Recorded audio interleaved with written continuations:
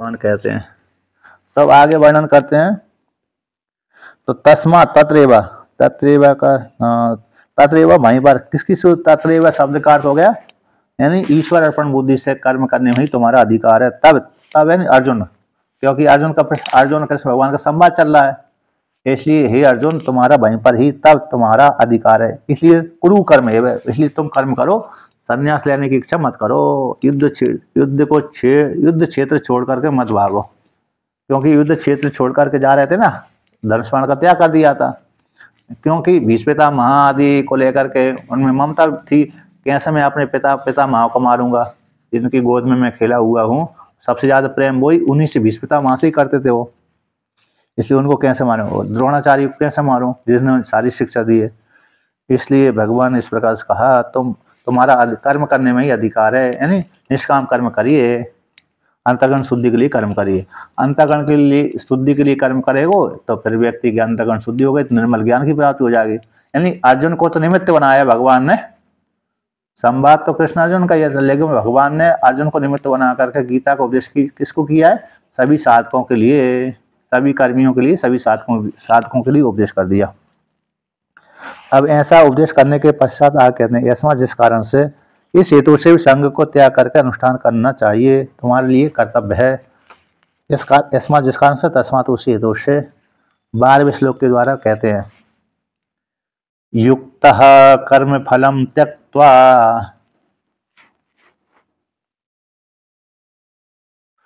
शांतिमाप्नोति नैष्ठिकीम् अयुक्तः कामकारेण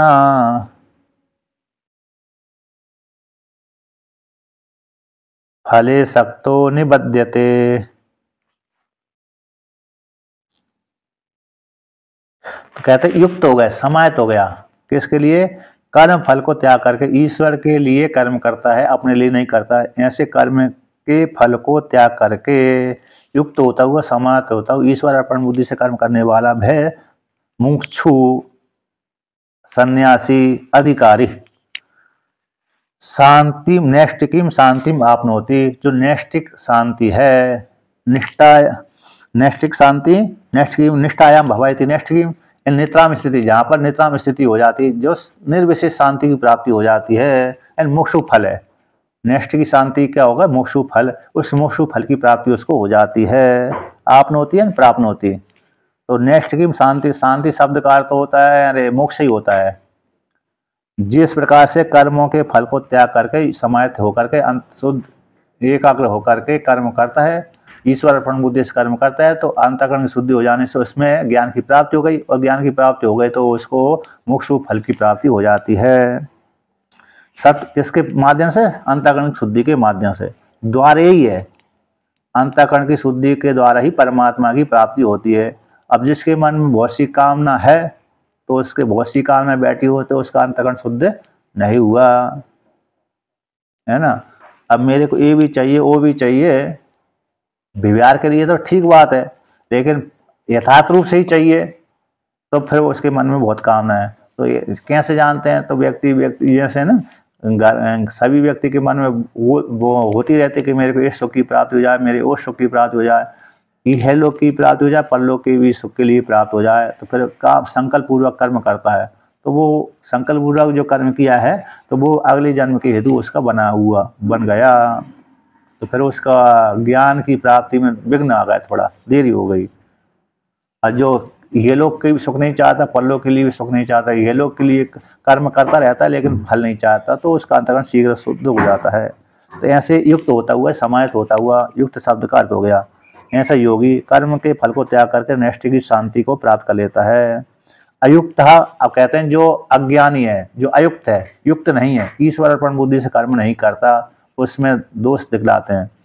अयुक्त व्यक्ति यानी ईश्वर अर्पण बुद्धि से कर्म नहीं करता, काम कारण कामना से युक्त होकर कर्म करता है, ऐसे फल में सख्त होता हुआ निबद्धते, फल में आसक्ति रख करके कर्म करता है, कामना से प्रेरित होकर कर्म करता है कि मेरे सुख की प्राप्ति, ईश्वर की प्राप्ति के लिए कर्म करना है, लक्ष्य रखा है ना, लक्ष्य जैसे हमको धन कमाना है तो धन कमाने के लिए हमको ये व्यापार करना पड़ेगी, है ना। जैसे व्यापारी है तो उसको लिए धन लक्ष्य है, तो लक्ष्य है तो वो धन के लिए फिर इस प्रकार व्यापार करता है। और दूसरा जो दूसरा व्यक्ति है दूसरे प्रकार के, जैसे वैद्य है, तो वैद्य के लिए भी धन कमाना है, तो वैद्य कोटि में जाकर किस प्रकार धन कमा लेता है, तो वो कामना से बंधा हुआ है। यदि व्यवहारिक जीवन को जीने के लिए धन आवश्यक है, वो निषेध नहीं कर सकते, लेकिन आसक्ति से युक्त होकर के कर्म करेगा तो बंधन को प्राप्त होगा। और दायित्व समझ करके कर्म करेगा तो बंधन की प्राप्ति नहीं होती, दायित्व समझ करके। हाँ, जो हमारे पूर्वज करते आए हम भी उसी प्रकार से कर रहे हैं, उसमें कोई हमको आसक्ति नहीं है, तो फिर बंधन का हेतु नहीं बनता है, पर वो है ना। यद्यपि जिस वर्ण में पैदा हुआ उस वर्ण के अनुसार कर्म कर रहा है तो फिर बंधन को प्राप्त नहीं होता। शास्त्रीय विधि से हमारे पिता जो करते आ रहे हैं हम भी उसी प्रकार से करेंगे, हमको कोई इसमें रुचि नहीं है, वो नहीं, आसक्ति नहीं है, तो दायित्व समझ कर कर्म करता है, तो फिर ऐसा व्यक्ति बंधन को प्राप्त नहीं होता। और धन तो कमाना ही चाहिए, धन तो, क्योंकि धन नहीं कमाएंगे तो उसके पुत्र पुत्रियां जो पैदा हो गए हैं वो दुखी हो जाएंगे, इसलिए धन तो कमाना अनिवार्य ही रहता है। तो इसलिए हाँ, धर्म भी लगाना चाहिए, मतलब वो है हाँ लग जाएगा। हाँ, इसलिए अच्छा एक और आया है, एक ब्रह्म पुराण में मैंने कथा करी, ब्रह्म पुराण में कथा करी थी मैंने, ब्रह्म पुराण में कथा कर रहा था, उसमें पढ़ते पढ़ते आया मेरे को, तो उसमें एक निर्णय आया कि जब भी धर्म अर्थ काम मोक्ष ये चार पुरुषार्थ आएंगे, अथवा मोक्ष को छोड़कर धर्म अर्थ काम ये आएंगे, शब्द आएंगे, चार पुरुषार्थ आएंगे, तीन पुरुषार्थ है, तो कभी भी आपने ये नहीं देखा होगा कि पहले अर्थ आया हो। जब भी वहां पर प्रयोग करते, जब भी हमने कोई दृष्टांत द्वारा एक दो का संवाद है वहां पर, तो वहां दृष्टांत को दो व्यक्तियों का संवाद है, तो उसमें कहा कि जब भी हमने देखा तब सबसे पहले ग्रंथों में शास्त्रों में धर्म का ही प्रयोग किया है, अर्थ को पहले प्रयोग नहीं किया बल्कि धर्म को। इसलिए धर्म अर्थ का मोक्ष, चाहे गीता में कह लो, चाहे स्मृति यानी मनुस्मृति में कह लो, चाहे वेद में कह लो, कहीं भी कह लो, सबसे पहले धर्म का ही प्रयोग करती है श्रुति अथवा स्मृति, पहले अर्थ का प्रयोग नहीं करती। इसलिए मैं भी धर्म को नहीं त्याग सकता, ऐसा वहां पर संवाद आए। ब्रह्म पुराण का प्रसंग है, उसमें ब्रह्म पुराण में गोदावरी की महिमा ज्यादा गाई गई है। गोदावरी जो गंगा है, बहुत जैसे नर्मदा जी की अलग महिमा गाई नर्मदा पुराण में, दूसरे पुराण में, गंगा जी की दूसरे पुराण में महिमा गाई है। हाँ, रेवखंड में, वहां पर रेवखंड का स्कंद पुराण हो गया, मतलब हाँ, रेवखंड स्कंद पुराण के अंतर्गत आता है। स्कंद पुराण के अंतर्गत रेवखंड आता है, जिसमें नर्मदा जी की महिमा आती है। तो ब्रह्म पुराण में गोदावरी है, हाँ बड़ा है, सबसे बड़ा है। तो मैं ब्रह्म पुराण की मैं गोदावरी की महिमा बहुत अच्छी गाई है। वो किस तट पे कौन सा ऋषि का आश्रम है, किस तट पे कौन से ऋषि का आश्रम है, कौन से महादेव हैं, तो उसी प्रसंग में ये आया था। उसने कहा कि मैं धर्म जहां भी आता है धर्म का प्रयोग पहले शास्त्र से पहले प्रयोग करता है, अर्थ का पहले प्रयोग नहीं करता, इसलिए मैं भी धर्म को नहीं त्याग सकता। भाई तो मेरे को अर्थ की महिमा वर्णन कर रहे हो, अर्थ की महिमा का प्रशंसा कर रहे, लेकिन मैं धर्म को त्याग नहीं कर सकता। उसने ऐसा कहा। ब्राह्मण का और एक वैश्य का संवाद आता है वहां पर, ये दोनों संवाद में यहाँ पर ये निर्णय दिया कि कहीं भी प्रयोग करते साथ में, जब भी मैंने देखा वहां पर धर्म का ही प्रयोग किया गया, उसी प्रकार से मैं भी धर्म का त्याग नहीं कर सकता। तो यहाँ पर भी है, तो व्यक्ति कहते तो धर्म से युक्त होकर के जो कर्म करता है तो वो बंधन को प्राप्त नहीं होता। तो अयुक्त व्यक्ति, यहाँ पर कहते हैं अयुक्त व्यक्ति कामना से युक्त होकर के कर्म करता है तो फल से आसक्त हो जाता है। कामना से प्रेरित होकर के कर्म करेगा तो फल से बंध ही जाएगा, कर्म करेगा तो फल बन जाएगा। अब भगवान भाष्यकार इसका व्याख्यान कर देते हैं। युक्तः ईश्वराय कर्माणि करोमि न मम फला इति एवं समाहिता सन कर्म फलम त्यक्त्वा परित्यज्य शांति मोक्षाख्यम आपनोति नैष्ठिकीं निष्ठायां भवाम सत्व शुद्धि ज्ञान प्राप्ति सर्व कर्म संन्यास ज्ञान निष्ठा कर्मेण इति वाक्य शेषा।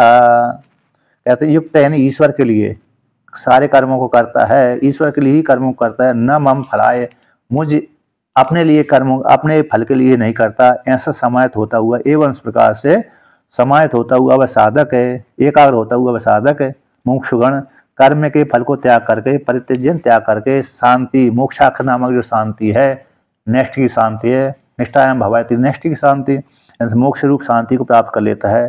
तो नेष्ठिकीम शब्द का अर्थ करते निष्ठायाम भवायति नेष्ठिकीम।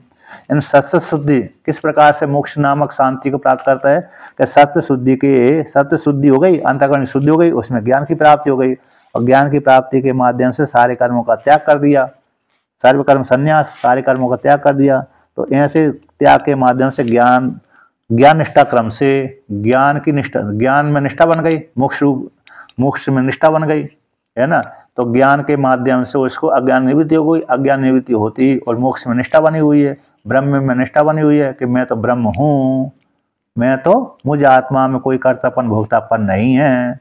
इस प्रकार निष्ठा से युक्त होकर के ज्ञान के लिए प्रयत्न करता रहता है और वेदांत का नित्य स्वाध्याय करता रहता है। वेदांत का नित्य स्वाध्याय न करे, एक बार पढ़ लिया और फिर न पढ़े, बार बार चिंतन न करे तो फिर वो भूल जाता है ना, क्योंकि जगत के संस्कार उसके हावी हो जाते हैं। इसलिए बार बार पढ़ते रहना चाहिए, किसी न किसी उपनिषद को आश्रय लेते रहना चाहिए। इस प्रकार से वह निष्ठा क्रम से, ज्ञान में निष्ठा क्रम से प्रवेश करके बस मोक्ष नामक शांति को प्राप्त कर लेता है। ये वाक्य शेष हो गया। अब अज्ञानी के विषय में दोष दिखलाते हैं। एक की प्रशंसा करने के लिए दूसरे की निंदा करना ही पड़ती है, एक की महिमा बढ़ाने के लिए दूसरे की निंदा करना ही पड़ती है। जैसे राम की प्रशंसा करना है तो शिव जी कृष्ण आदि को नीच कम दिखानी पड़ेगी, जहाँ पर शिव जी की प्रशंसा करना है वहाँ पर विष्णु भगवान आदि को कम ही दिखाना पड़ेगी, नहीं तो फिर निष्ठा नहीं बन पाती ना। ये भी तात्पर्य रूप से जान लेना चाहिए। लेकिन उसमें निष्ठा नहीं है, उसमें निंदा नहीं है, लेकिन वहाँ पर निष्ठा बनाने के लिए थोड़े नीचे नीचे दिखानी पड़ती है। अब कहते हैं यस्तु पुनर्युक्तो असमयता काम कारणम कारः कामस्य कारः काम कारस्तेन काम कारण काम प्रेरित तया इत्यर्था। किंतु जो अयुक्त व्यक्ति है, असमयत व्यक्ति है, चंचल व्यक्ति है, काम कारण करण में कारः जो किया जाए उसको कार बोलते हैं। करण क्री धातु से करने अर्थ में दूसरा प्रत्यय कर दिया तो करण हो गया। तो करने को कार बोलते हैं, करने को कार बोलते हैं। अन प्रत्यय कर दिया, क्री धातु से अन प्रत्यय कर दिया तो करण बन गया। फिर क्री धातु से अण प्रत्यय कर दिया तो कार बन गया। तो कर्णमिति कारा, जो किया जाए उसको कार बोलते हैं। इन काम कारक, कामना को करने वाला, कामना का सेवन करने वाला, काम कारा, कामना से प्रेरित होकर के, तो उसका अर्थ काम कारण है, यानी कामना से प्रेरित होकर के व्यक्ति कर्म करता है। हमारे मन इच्छा, कामना यानी इच्छा, मन में इच्छा बैठी हुई है, तो स्वर्ग की इच्छा है तो इसलिए स्वर्ग की प्राप्ति के लिए अग्निहोत्र आदि कर्म करता है, स्वर्ग काम यज्ञ करता है। तो कामना से प्रेरित होकर के व्यक्ति कर्म करता है। ऐसा करने वाला व्यक्ति, काम कारण करते कामना से युक्त होकर कर्म करने वाला व्यक्ति, असमयत वाला व्यक्ति, मम फला इदम करोमि, मैं अपने फल के लिए यह कर्म करूंगा, ये मेरे लिए कर्म है, इस कर्म को करूंगा, अग्निहोत्र आदि कर्म करूंगा, दूसरे स्वर्ग काम 10 पूर्णमास यज्ञ करूंगा, वैदिक यज्ञ, ये वैदिक यज्ञ हो गए, और दूसरे स्मार्त यज्ञ हो गए। स्मार्त यज्ञ, वैदिक यज्ञ, वैदिक कर्म, स्मार्त कर्म, वो सारे कर्म अपने फल की प्राप्ति के लिए करता है, स्वर्ग की फल की प्राप्ति के लिए, अन्य फल की प्राप्ति के लिए ऐसा कर्म करता है। मम फला इदम कर्म करोमि, इस कर्म को मैं करूंगा अपने फल के लिए, इस फल की प्राप्ति के लिए। एवं इस प्रकार से फले सक्तो निबद्धते, फल में आसक्त होने वाला व्यक्ति फल से आसक्त होकर के कर्म करता है, तो ऐसे फल में आसक्त होने वाला व्यक्ति बनता है।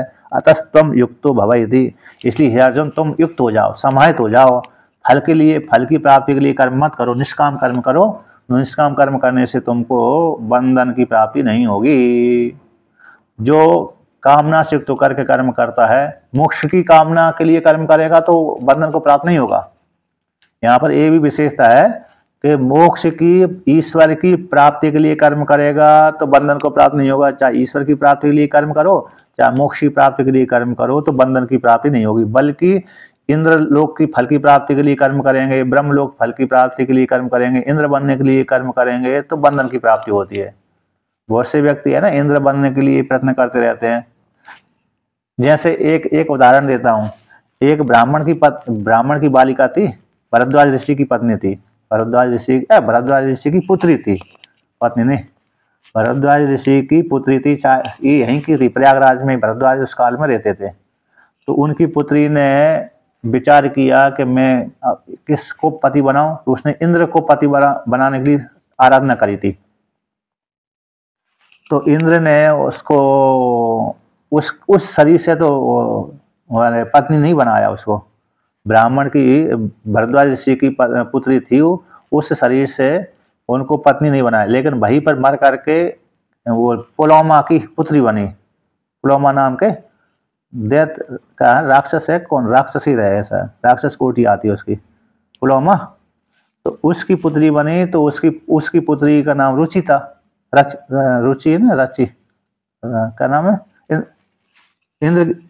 इंद्र की पत्नी का क्या नाम है, हैं? रुचि, हाँ रुचि। तब उसकी जो, हाँ इंद्र को लेकर के इंद्राणी होता है वो तो सूची, तब सची है। तो सची जब पुलोमा की पुत्री बनी, तब फिर वो भाई भरद्वाज जी की जो पुत्री थी भाई अगले जन्म में सची बनी, और सची बन करके इंद्र की पत्नी बनी। तो ऐसा भी कामना व्यक्ति के मन में होती रहती ना।